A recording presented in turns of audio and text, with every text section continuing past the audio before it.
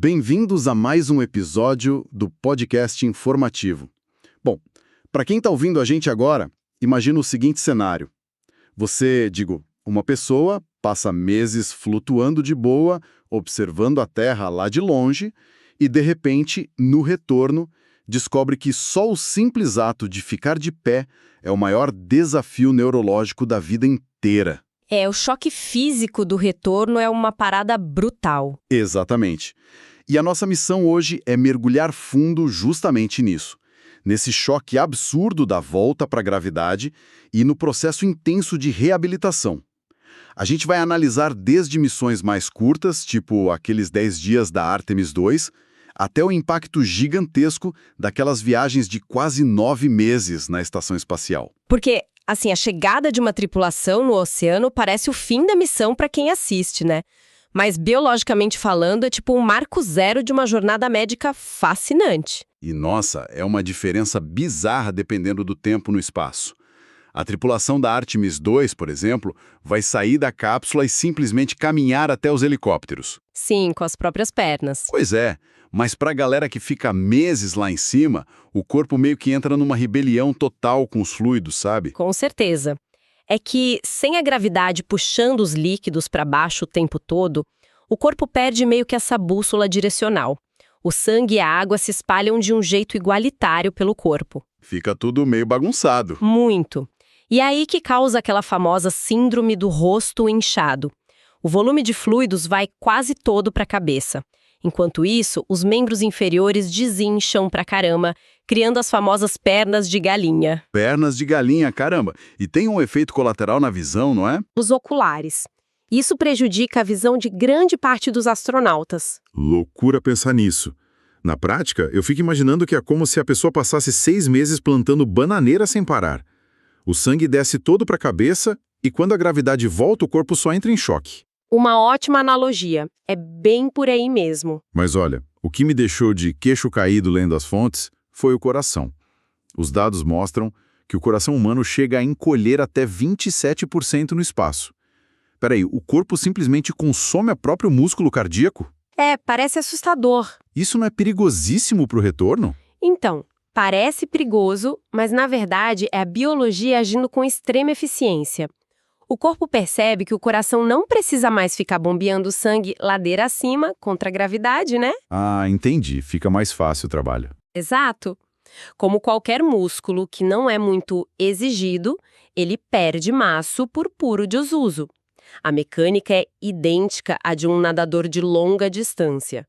Passando horas flutuando na horizontal, o coração só reduz a carga de trabalho e diminui de tamanho para poupar energia. Bom, então se a lógica biológica é descartar o que não está sendo usado para economizar energia, eu imagino que o esqueleto sofre exatamente o mesmo destino, já que não precisa sustentar o nosso peso lá em cima. Certíssimo a sua lógica.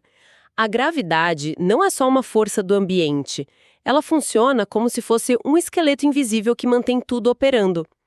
O osso é um tecido vivo, sabe? Sim, está sempre mudando. Aqui na Terra, o próprio impacto constante de caminhar força as células a reconstruírem a estrutura óssea direto.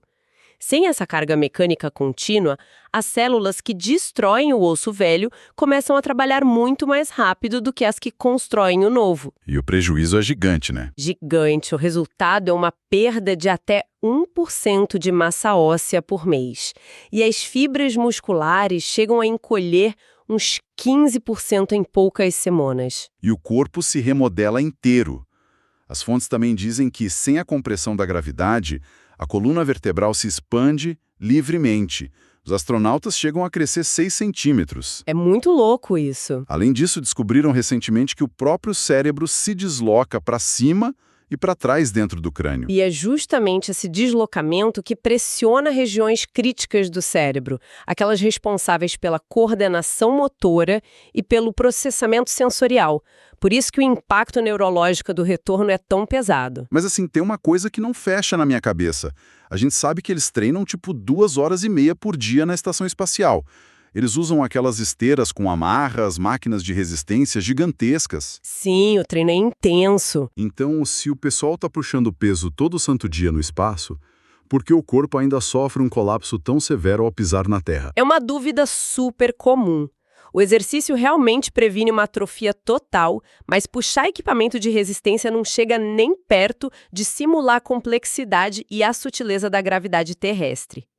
A grande questão aí é neurológica. Neurológica em que sentido? É que a nossa propriocepção, que é aquela noção inconsciente de onde o nosso corpo está no espaço, fica completamente bagunçada.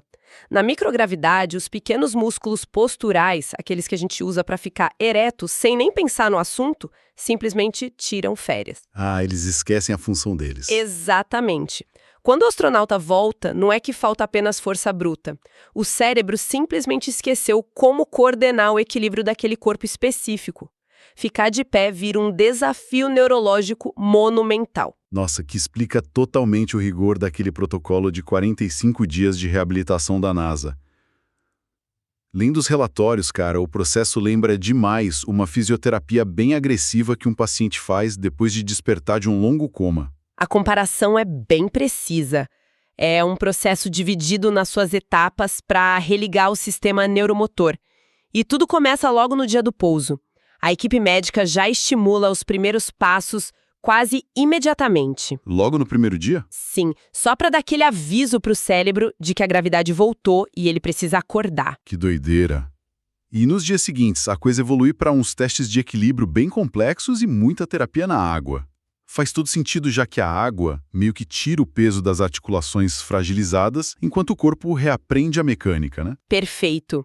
E claro, tem a reforma interna, digamos assim, a dieta super pesada. Muita suplementação, imagino. Sim, a intervenção nutricional precisa ser muito severa para reverter as perdas. Eles recebem altas doses de cálcio para tentar estancar a perda óssea, bastante ferro para combater a anemia espacial e uma hidratação muito agressiva. Para repor o volume de sangue que despencou lá em cima, certo? Exatamente. O volume sanguíneo cai muito, então a hidratação tem que ser intensa. Uma verdadeira engenharia de reconstrução humana, o que deixa para quem acompanha a gente uma reflexão final muito intrigante. Pensa bem.